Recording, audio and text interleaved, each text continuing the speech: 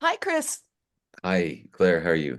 I'm good. I'm good. I really appreciate your coming to speak to us. So I'm going to turn things over to the group. Gibber, let you introduce Papaya. Just a couple words quickly to explain why I did the podcast. When you look back at 2016, even now, there's this notion that yes, Russia interfered, but then often the accounts of it get very vague. What exactly did they do? And this is distinguished from the Trump-Russia collusion accusation. I'm only talking about the interference that happened online or that happened through events that were organized in rallies in the US. Nothing about the Trump inner circle and the claims about suitcases of cash and all that sort of stuff. But I thought it was important to do just as a historical document to say, look, this actually happened. It depends where you sit, how decisive it was in the actual outcome of the election. But let's at least admit that it happened historically and put it in context. The United States is by no means the only country that Russia has done this to. Any of the countries that border Russia, this would be a known common thing. When it was happening in 2016, there were Ukrainians in my timeline saying, look, these are the same accounts that were active in 2014 around the Maidan revolution and the annexation of Crimea. So it really is trying to set the record straight and to create something like a small popular history, a people's story of this moment. To me, my question at the time was, I know why I'm watching this.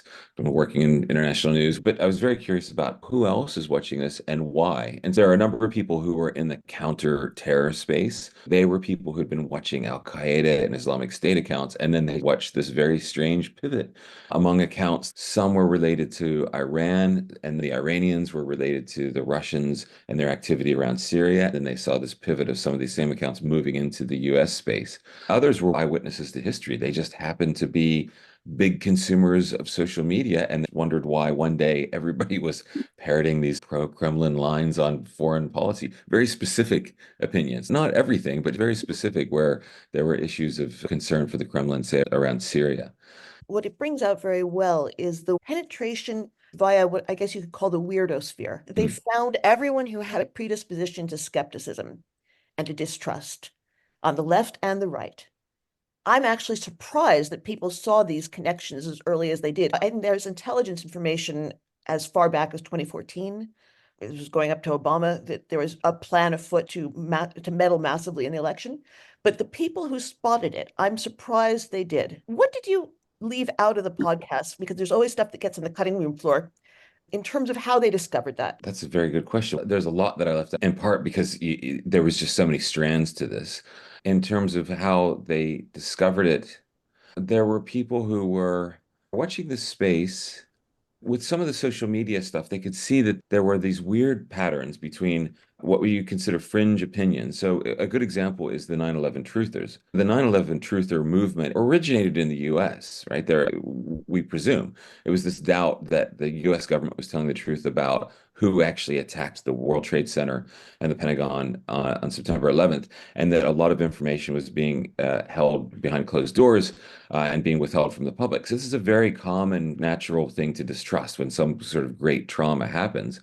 But certain accounts could constantly amplify this line of reasoning. And then standing back again and realizing these same accounts, when it was a topic that mattered to the Kremlin, they were very consistent. They could be accounts that were talking about UFOs, astrology, alternative realities, but then they were also very much against the eastward expansion of NATO for some reason. So that's the sort of stuff that was just being noticed out of the corner of the eyes of some of the people in this podcast.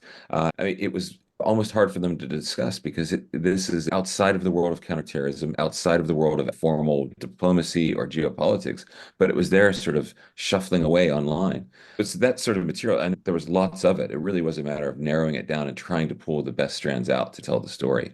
But there was quite a bit to sift through this. It was a major part of making this podcast. That took years. How did you find these people? Initially, I looked around on social media. I saw a number of people who could see as it was happening that was this connection, right? After the interference in 2016. So as it was happening, the Ukrainians in particular were saying, look, these are some of the same accounts that were messing with us around the Maidan revolution.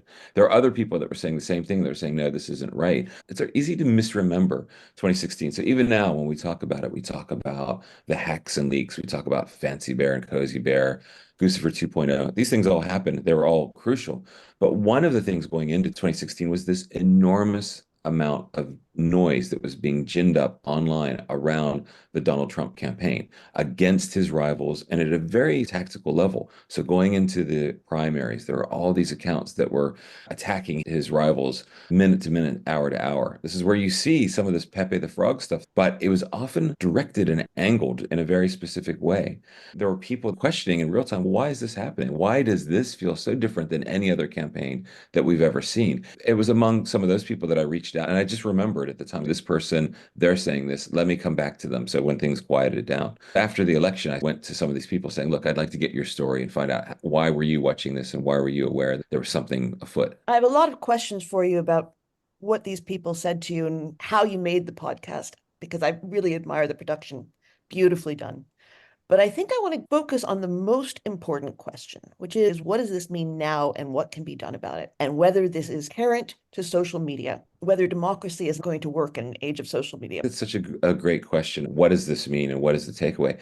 This had a lasting psychological impact for a lot of people in American democracy. It jump-started this disinformation research, academic pursuit, which all things being equal, I don't know if that's been the best response because what we've had is a constant generation of content about these campaigns, but these campaigns aren't as dramatic as what we saw in 2016. It adds this layer of complexity to our understanding of what's happening. I think that that's one of the things that happened post 2016. There was this shock and awe. A lot of people in positions of authority turned to the most available people to comment on this, who in a lot of cases had a cybersecurity background. So they're looking at this in terms of activity on networks. But what happened is it redirected the focus of the democratic world onto the networks rather than the bigger picture, which is democracy functioning? Is it sustainable? If there is this sort of noise and confusion online, do we have the tools to look past this? Can we just don't give up the ship? That's something that actually Malcolm Nansen said to me. Even when you're seeing absolute hallucinations being spun into the information sphere, can you look past them towards an outcome that is, compatible with the liberal democratic world that we want to see? Well, I can, but I don't think most people can. I think that's the truth. I think most people are not capable of seeing past this. If you can remember the pre-internet times, and maybe some of you can, there was always a tension between the media, society, and politics.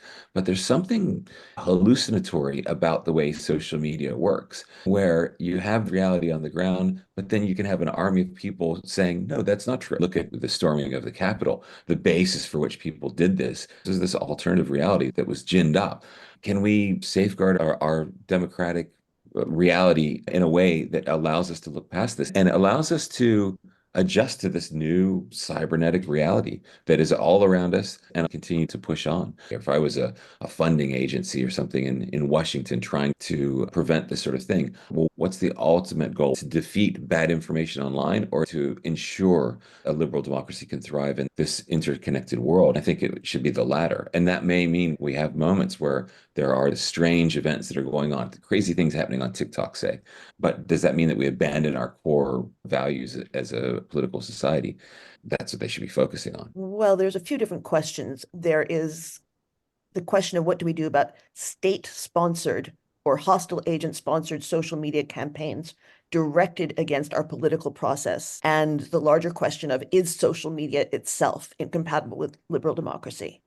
And I think we should look at those as two different things, because I think the former is a nation-state attack with hostile intent. And in the next election, obviously, with Putin's back to the wall, he needs to have a particular outcome in this election. So I think we can expect that there's going to be profound interference again, and we should be protecting ourselves against it. I agree. This would get at both these points, right? The notion that these are nation state attacks, which is true, and then also social media's role with the US. The thing that astounds me watching, so here in Australia, looking out at the news flow in the US, is the relationship between Silicon Valley and liberal democracy. It's not clear to me that the people in Silicon Valley have the leaders, I should say, have any firm belief in the larger goals of liberal democracy. I think that they assume that's the standard operating environment for their platforms, and it'll always be that way. And it doesn't take any cooperation or nurturing on their part. And that gets us to talking about efforts by the Kremlin in this current election. Imagine a world where these social media companies, these leaders actually care. And they understood that, well, if I have to choose a team, my team is the liberal democratic team. And I find it maddening that these platforms are just open to these authoritarian regimes. And the response from Silicon Valley is, well, free speech, not good faith arguments. It's infuriating that this situation has gone on. But every time there are hearings between the social media platforms and Washington, nothing is decided, nothing is concluded. A lot of statements are made in grandstanding is seen, and the Yeah, social media executives stand there like punching bags, but then they go back to Silicon Valley and nothing changes. probably because so many in Congress exploit the environment on social media toward their own Mm. political ends.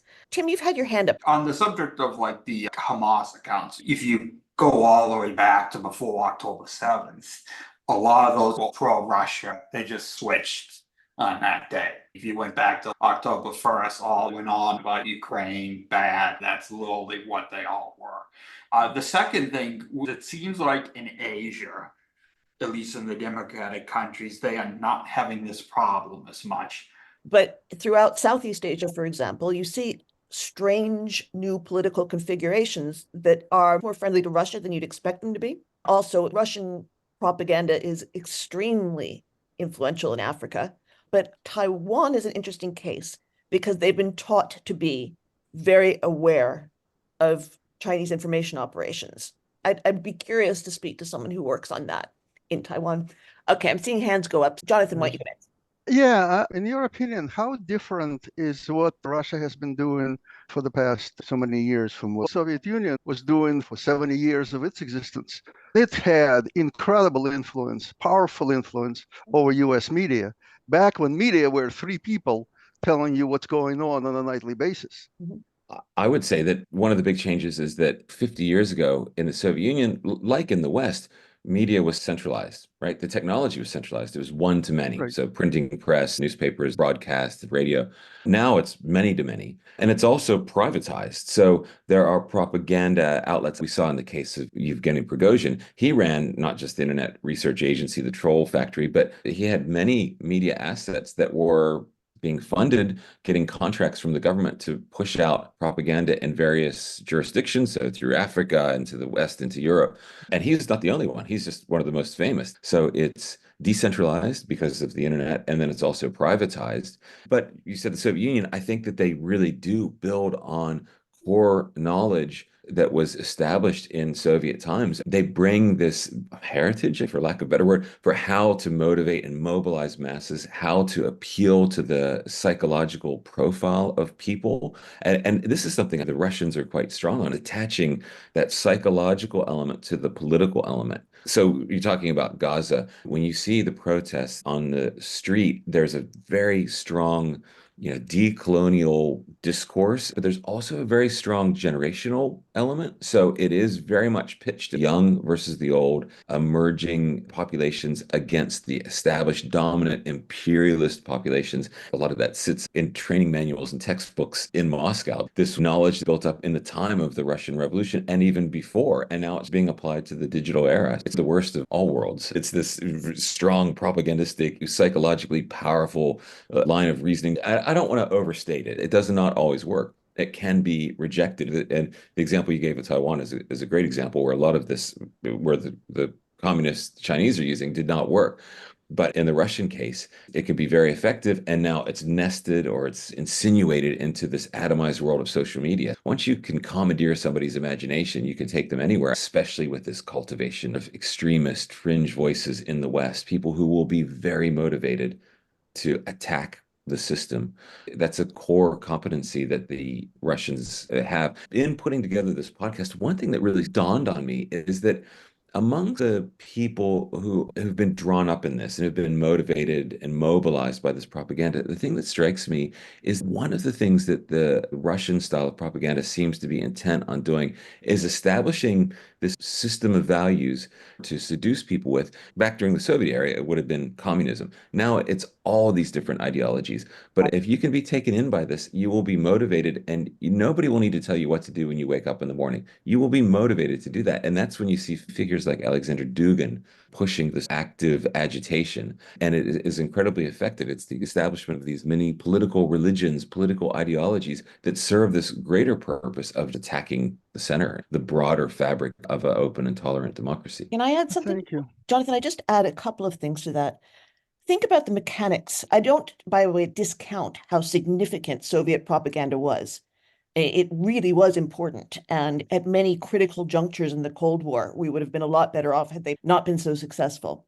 But we do know that, yes, the Soviet Union penetrated many newspapers in Europe. They had many agents. I don't know that I've ever heard of a high-level penetration in an American newspaper. Is anyone else during the Cold War? I know there were plenty in Europe. We know that from all the archives. Well, Walter Duranty, right? He was a useful idiot. Yeah, a very useful idiot. I don't think you would But I call think the majority of them were not directly on the payroll, but they were absolutely sympathetic, very enthusiastically sympathetic to that worldview, and they were pushing it in the way that they could. I think that's a different phenomenon. That's a fellow traveler phenomenon. You're asking is how did this differ from the kind of operations like Operation Infection? Yeah. Think about how influential they were able to be with the anti-vax movement. To do Operation Infection Read about it. required an actual Soviet agent in the United States to be feeding this to a reporter, right? You can now do this without any person-to-person contact, and you can do it at scale. It is trivially easy to have 10,000 bots go out on the internet, especially now with AI, my God, and just see where people are receptive to it. If you compare the speed with which the anti-vax movement took off around the world to the speed with which the rumor about the CIA starting AIDS took off around the world, I'm not saying it's entirely because of the Russians that happened, but they were certainly helping it along, and you could see it in real time. And that cost how many lives? How many lives have been lost because of the anti-vax movement at this point? Monique, your hand is up. Yeah, the only thing that's different from the past is the speed of the vectors themselves. That's it. Everything that we're seeing today has already been done and pretty much in place since about 1917. In some cases, even before. In some kinds. For example, Claire, was spread by 3 accounts or 4 into some American accounts. I mean, and then that's it. Took off. That was an operation itself. The first place that we have for today's social media using it as a vector was actually the Philippines. That was the testing ground. That's where it first took off. Because of the social makeup of the society itself, the culture itself, they were always on their phones, and that's where they started.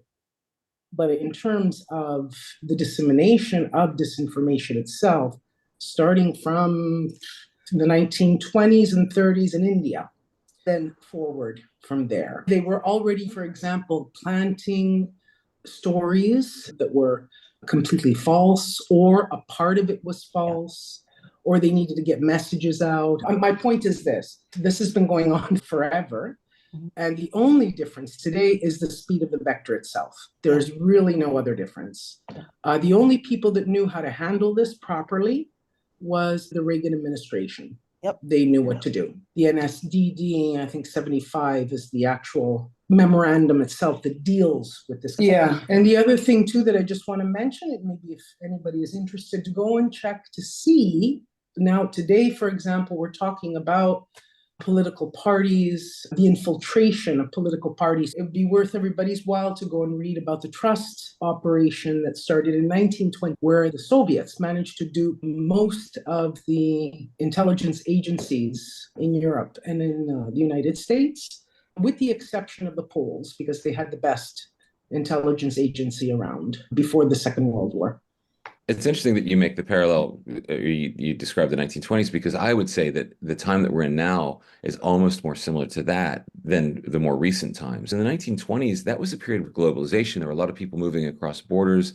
The communist revolution had just kicked off, and you had the Comintern setting up and reaching out to their peers in nations around the world. There's actually quite a bit of a parallel between that time and this. And you had worker movements in the West that were very much under the sway of the communists. And this is creating real challenges for Western governments. If you look back in the US, the Palmer raids, this was this imaginative act by the Soviets to spin out this vision of workers' utopia. And it had a great motivating effect on people in these open democracies. The thing that I ask myself now is, so back then it was a vision of utopia, and that was this motivating vision for workers, and it was centralized in that it was one big vision.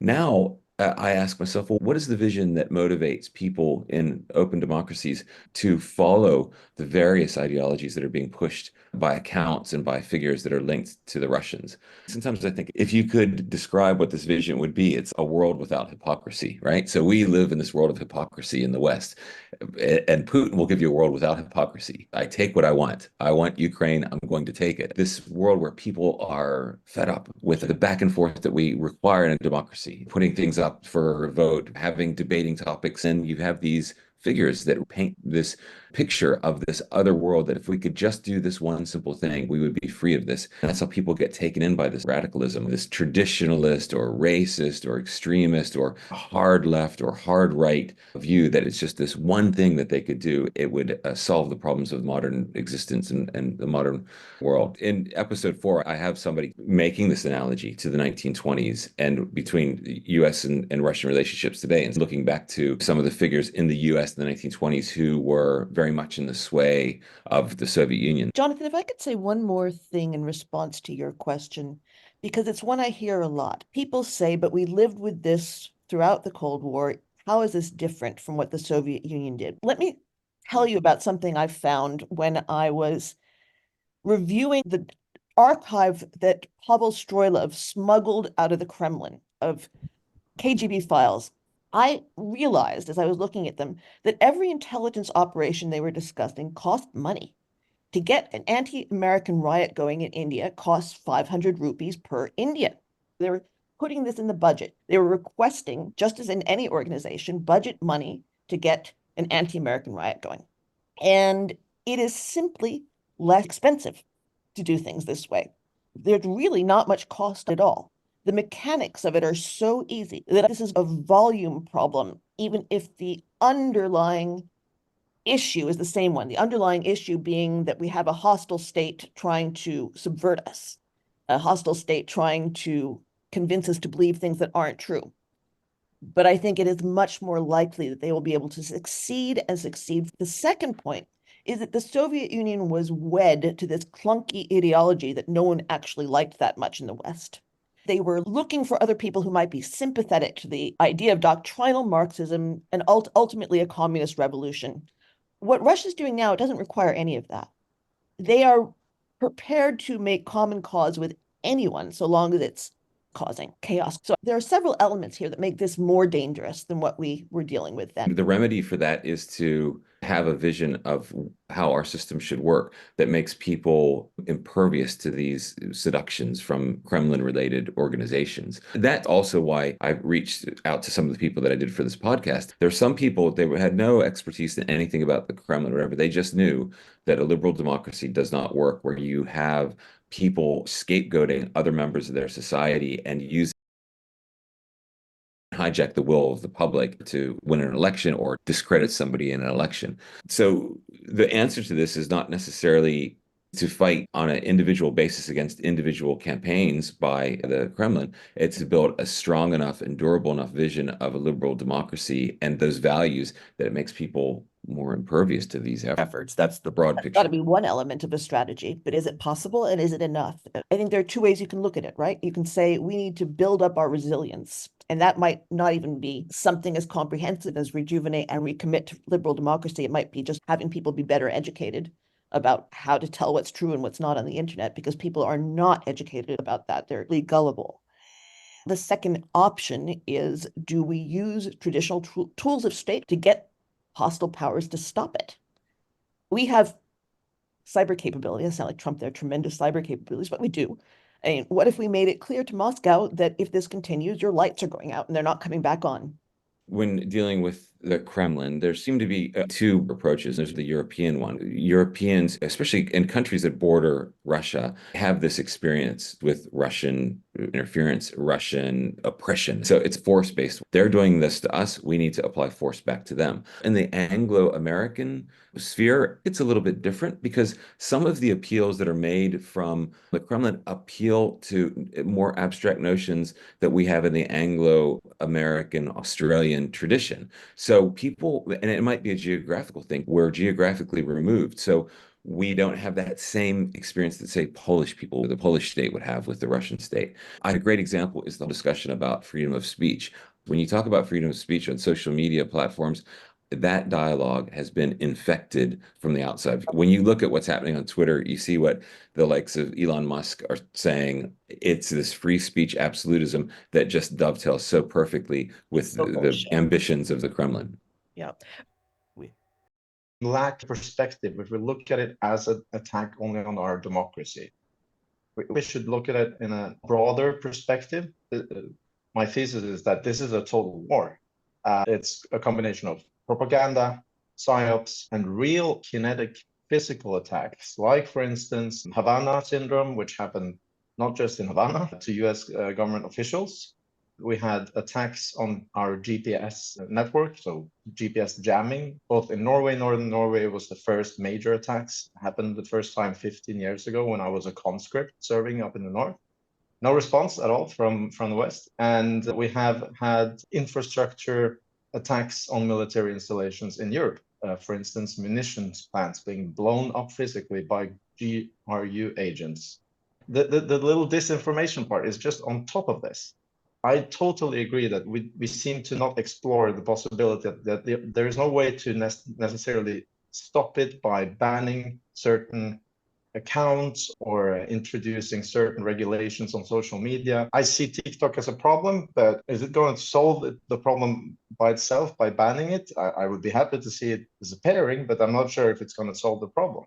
So I have a lot of questions about why we're not exploring something like Claire mentioned, a real response, which would actually impact Kremlin's ability to do other governmental functions, because I don't think they're going to react if we retaliate with the same coin, to sort of say. You might be right that there's no way to create a regulatory structure that prevents this, but we haven't tried. We certainly saw that when Elon Musk took over Twitter, things got dramatically worse. So that suggests that you can make things dramatically better if you try. I agree that things could be better, but Yeah. I'm not sure if it's going to solve it. Perhaps a point of a disagreement when it comes to Russia's policy and the Soviet Union's policy. Mhm. The Soviet Union and the Russians, when it comes to intelligence operations and their foreign relations, are extremely pragmatic. Even the Soviet Union was not married to the communist ideology. They were ready to work with the Americans. They were ready to work with the Nazis when it worked for them. The mass industrialization of the Soviet Union in the 1920s and 1930s was done thanks to collaboration and trade with a large number of American corporations. In the 1930s, they also expanded their trade relationships with Nazi Germany We were allies. and trained a very large number of German officers in the Soviet Union. So ideologically, they were obviously opposed to the ideology of National Socialism and capitalism, but they still I don't worked with them. disagree with you. They were very doctrinally Yeah. innovative when they wanted to be, but they still had to pay lip service to that. And I think that's the difference. It was a secondary objective, yes. So the primary objective was extremely pragmatic, Yeah. achieving the goals, and Yeah. the secondary objective, if I they agree. could sell their communism ideology somewhere, they're going to go for it.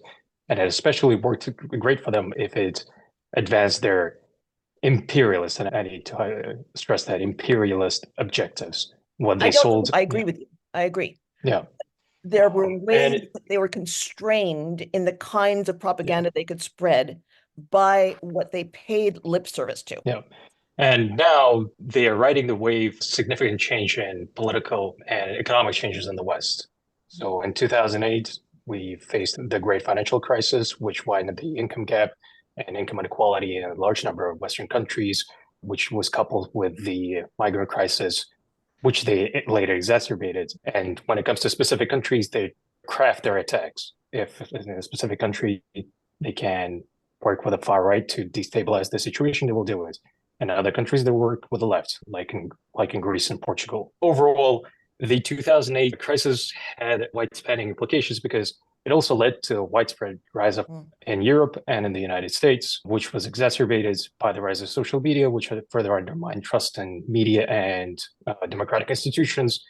And obviously, those were not caused by the Russians, but the Russians capitalized on those and took advantage of the changing political situation. So, can I just say that they read the spirit of the time in the West incredibly well? You've got this rising populism. This is naturally occurring. The financial crisis that happened in the West, that wasn't caused by the Kremlin, but they really read, and this is to their credit, they read the spirit of what's happening very well. And they're very good at getting into these movements and helping to articulate maybe in ways that even people in the West find helpful. Do you know what I mean? So it can be very seductive. And so in episode 1, we talk about the Occupy Wall Street movement. That was organically occurring, but the Kremlin was watching and they were starting to reach out across social media to amplify these messages because they realized that this is internal tension. And as you say, it doesn't really matter if it's left or right. It's really this larger goal. But those relationships are built up and those relationships matter. If that was happening in 2008, if people start to form relationships around that, then by 2024, they've been with them quite a while. They're good studies of our society. And we are terrible, I'm speaking for Americans, not for other nationalities, but we are terrible students of other societies and cultures. It's all one way. People study us, know us, and we do not know them. And that's a big liability, especially as we grow proportionately less powerful in the world. When you say we, I think you're talking about people like in the State Department. There's a lot of excellent scholarship coming out of the United States, American universities on every country. It just is not connected into the state, into government, whereas in the Soviet Union, in Russia today, if you are the best and the brightest, you serve the state. By the way, it's a difference between America and France as well. Yeah. In France, for example, you take the Middle East and North Africa, or take Russia, for example, there's a lot of good stuff that comes out in France. We know about it because in Paris, and there are people who are connected in with the state, with government. In fact, it's not the case in the United States at all, really. It does feel as if there is a freight train barreling down at us. I wake up every morning thinking, how am I going to get people to pay attention to this? Because I can see it. I can see it. And this is going to be a catastrophe. You mean the freight train being whom? The conflict in Europe right now, the idea of withdrawing our support from Ukraine and pulling out of NATO. Right. Yeah. How do we get people to feel an alarm adequate to the circumstances? Now, I don't know if this is really a question about Russian influence operations, which is what we're here to talk about. But I feel like I'm also swimming against the current of these Russian influence operations. I'm coming across people whose minds have been poisoned by Russian disinformation. I think a lot of people are very active trying to prevent the further catastrophe. But I think back the height of the Cold War and the US, that was an incredibly paranoid time, right? So the world had just exited its Second World War. There was this, the Red Scare was on. There was this sense of panic that the Soviet Union had infiltrated aspects of society, and it kicked off this McCarthyism, which was another overreaction. And there's a very interesting observation that was made by... it wasn't an overreaction. We were penetrated up the wazoo. At the height of McCarthyism in the state of New York, you couldn't operate as a plumber unless you'd taken a loyalty test. You know, to look back in history, you think, well, McCarthyism, the Red Scare in Hollywood or in Washington, but it had trickled down to all these other levels. I do take your point that the U.S. was facing this threat, and it had been seated with the Soviet Union, and the Soviets, obviously, their belief was that capitalism and democracy had to fail. But there was an observation made by a psychologist at the time talking about how democracy does not like an emergency.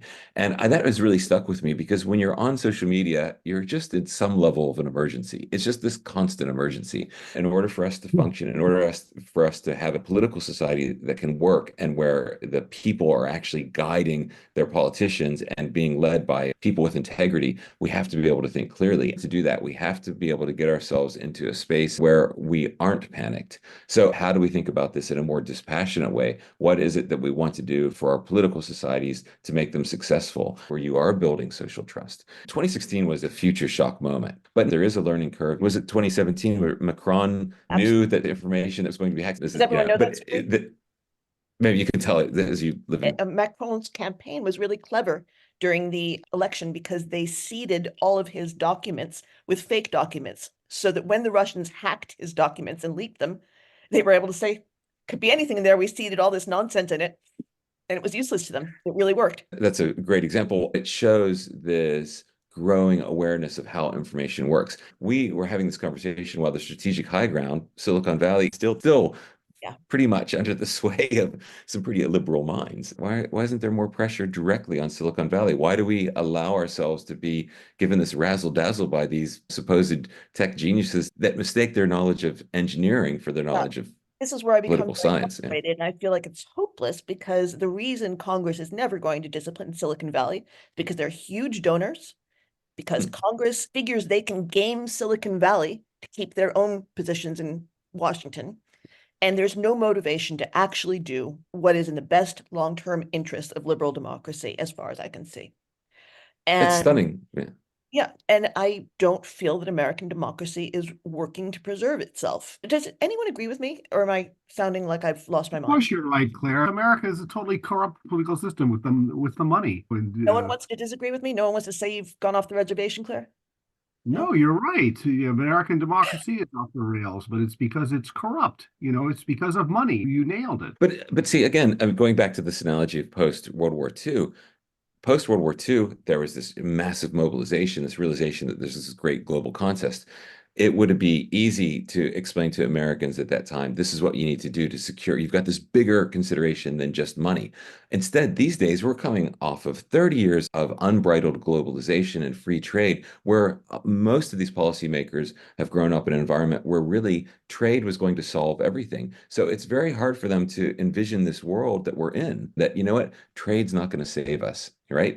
I think there's a huge Weapons. difference between now and what was happening 50 years ago, in that back then we viewed nuclear weapons as an existential threat.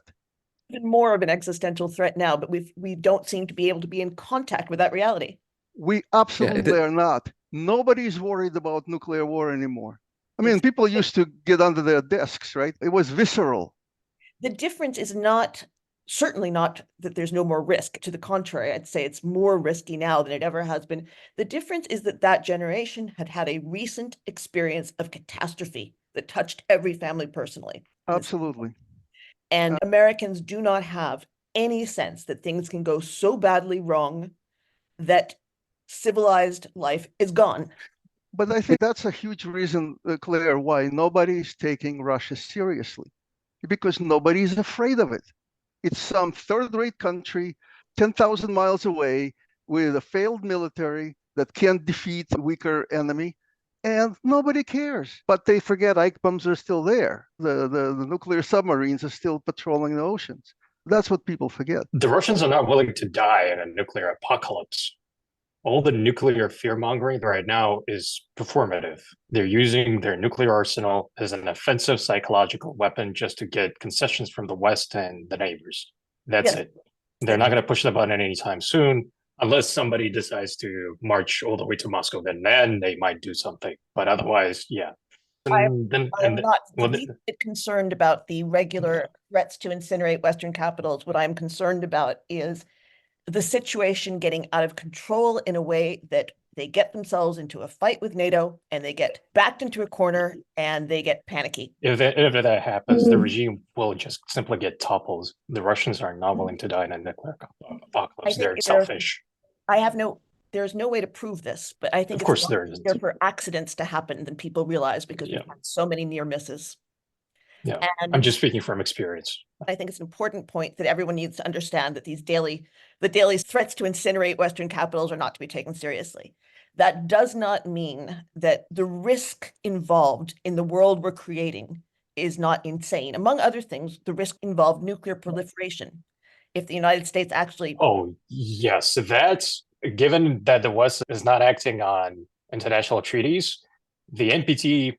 Yeah, you probably should forget about that for many countries. Exactly. The 1994 Budapest Memorandum not being honored? Yeah, forget about that. NATO, we're talking about pulling out of NATO? Yeah, and that too. So the way things look like for countries that are not in large alliances, that are neighboring crazy countries at this point, and who do have sufficient resources and technological capabilities, they might seriously start thinking of acquiring nuclear weapons. Yes, I agree. And I think that's a terrifying prospect. If we suddenly came to our senses and recognized this and suddenly started acting sane, maybe it could be forestalled, but I think it might be too late. I do not think we will ever be able to completely convince an ally that they can shelter under our nuclear umbrella again. And once you introduce 15 or 20 nuclear powers into the system, with the kinds of signaling mistakes we've had even in a two-power system that nearly led to nuclear war, there's 6 minutes for a US commander-in-chief to make the decision to respond to a launch. 6 minutes. Hey, it's just too crazy to consider. But it's not really what we're here to discuss. Monique? I don't think we've decided that we actually want to defeat Russia. It's that simple, or any other authoritarian state. So we're not willing, as, let's say, Western, and I'm talking from the European Union or the United States, to take those decisions that need to be taken. It should be an attack tout court, not just disinformation, economic warfare. It's got to be something of a strategy. The way it was when in the 1980s, when they finally got to it, where you have to use all the tools of statecraft in order to defeat these kind of powers. That's the only thing they understand, and they will recoil. They will recoil. So I don't think our governments have decided yet that this is what they want to do. If they actually want to do it, I don't know if they want a Russia that is dismembered. Frankly, I couldn't give up what happens to Russia. It could just sit there and just, fester for all I care. But I don't think our governments have decided. And this is the worst part of it. I think, Claire, this is what we're up against. Because democratic governments are defense-minded. They're not offense-minded.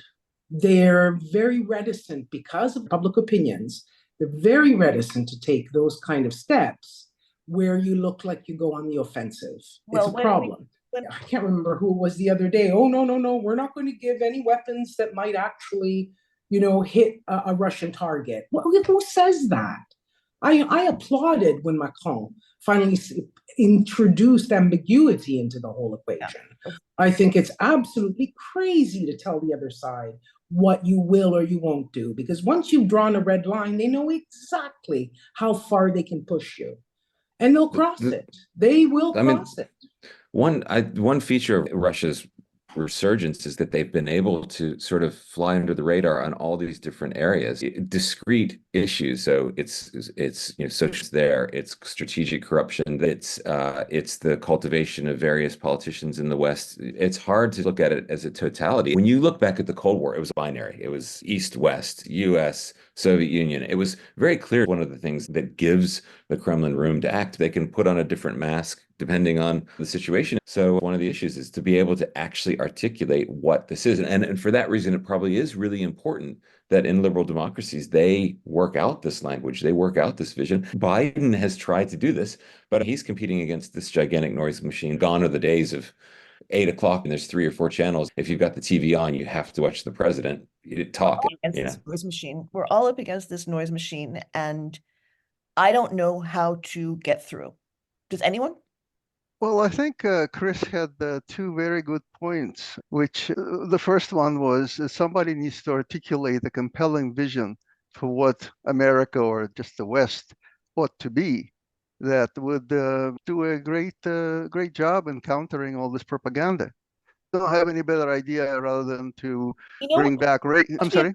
You know what the West ought to be? It ought to be a place where people are not deported en masse, sent to the gulags, tortured after they've been invaded by the Russian army. And we do a pretty good job of it being that way already.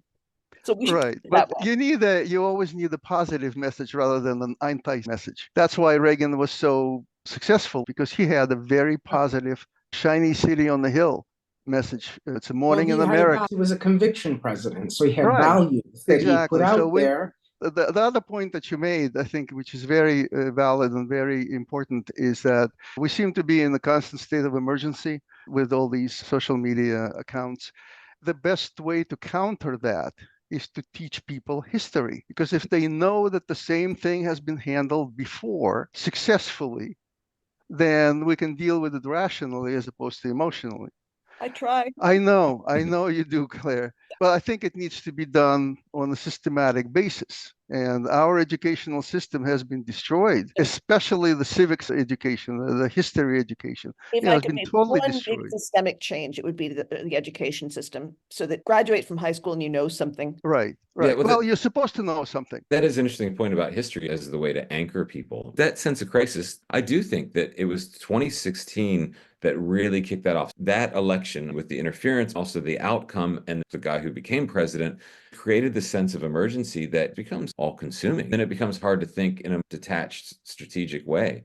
Jonathan, that history, that could be the anchor to know, wait, we have had other periods like this in history, and we have had crises, but somehow we muddled through and got a new plateau of stability. Now, what we have is the Kremlin using history as a battlefield. They are retelling history and using history for their own purposes to motivate their people and to shape situations. We claim Ukraine for historical reasons. We must push back on NATO for historical reasons because of the siege of Stalingrad or whatever.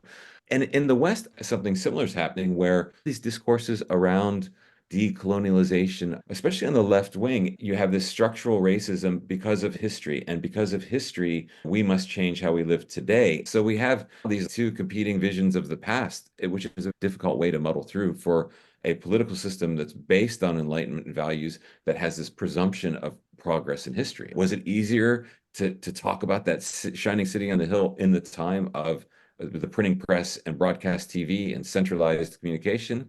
Now everything is subject to revision and debate. Somebody makes a statement online and immediately there's somebody saying, oh no, you've got it wrong. Here's the counter view. Everything is subject to this hyper. Saying Churchill saved the free world, and immediately someone's going to say, yeah, but India, he starved Indians. You know, He's a racist. That's right. Yeah, exactly. Yeah. It's Yeah, not. exactly. So it's all contested. We can't have these iconic moments or images to look at. So even images of Washington crossing the Delaware or whatever, but he was a slave owner. Yeah, he was. But in this context, he was doing something that was going to Part of benefit, this a phenomenon by social media, which is why I ask, is this compatible with democracy? Is the general illiteracy in the black and white thinking that social media, with the tolerance and nuance required to sustain a liberal democracy. Social media has allowed us to have these virtual communities.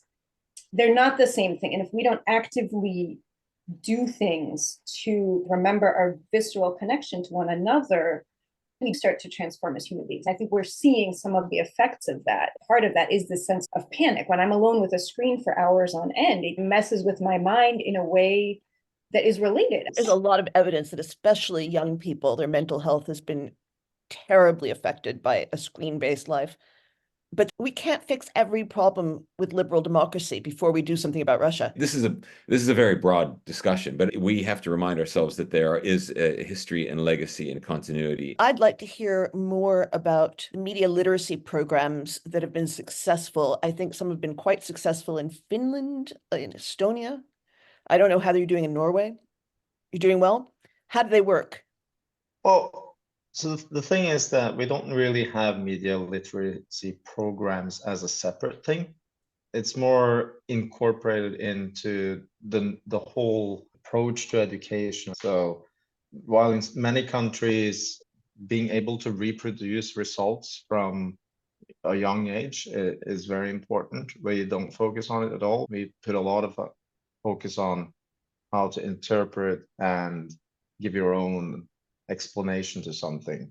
It makes us go low out on the stems, but on humanities, it elevates us. And it's kind of a focus through everything. And if you employ that philosophy into everything that has to do with media and focus on it, you automatically achieve quite a good results. But I know that Finland, Estonia, and I think also some other Eastern European countries have been focusing particularly on this, but for self-defense purposes. We don't really have that. Right. I think you could get a lot of bang for the buck in incorporating some education about this, which isn't going to happen because the political incentives work in the other direction. If you talk about teaching people to recognize Russian propaganda, you've got the entire GOP saying Russian propaganda is a hoax. The problem is you need to make sure that people are critical always. If they just manage to recognize certain patterns, what if the pattern changes? Yeah, what we keep coming back to here is we're trying to solve every problem of liberal democracy, and we don't have time to do that.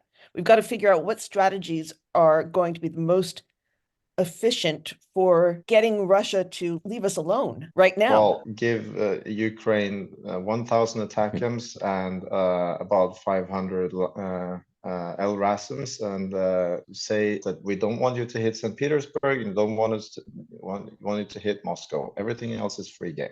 It's over in a month. Best idea of the evening. Thank you so much, everyone, for coming, and it was a great discussion. And Chris, thank you. If I weren't holding my computer up with one hand, I'd give you a round of applause. Oh, thanks. Thank you very much for having me. Dark shining moment. Excellent. Thank you. Yeah. Wonderful Thank you discussion. very much. Nice, Take care, nice to touch everyone. on.